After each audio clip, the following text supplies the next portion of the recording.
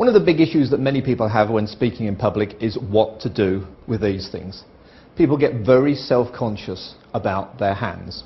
And for me it's very simple. When you're speaking in public, it's just a modified form of conversation.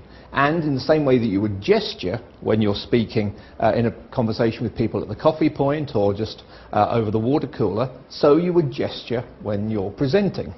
So you might mark ideas out in space. You might say, well, in the past we used to do this, and in the future we will do this. And there'll be a period of transition. If you're presenting some ideas about products or services, you might show them the relative position. So you might say that this is the most important thing that we have. It's got all the bells and whistles. It's very high quality, but it will cost you. This is very cheap and cheerful. It's got all the must-have, but none of the frills. And many people will go for this, which is the middle-priced option and very popular. But if you're gesturing all the time, it'll get very tiring for people. So you need to have somewhere that your hands know to go when you're not presenting. Now some people, you'll see they have their hands behind the back.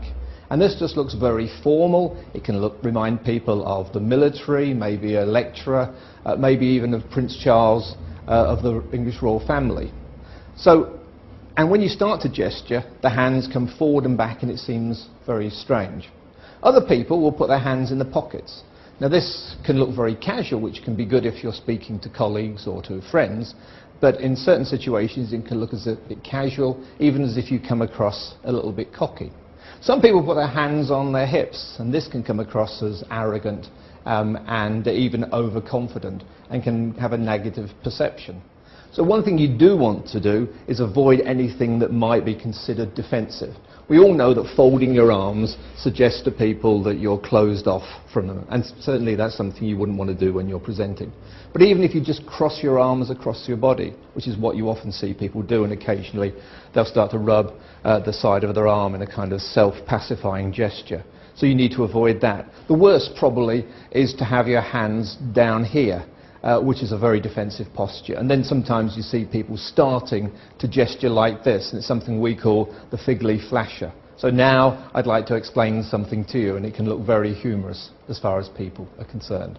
So if you're not going to do that with your hands, what are you going to do? The secret is to have a resting position that feels comfortable and looks great as far as the audience is concerned.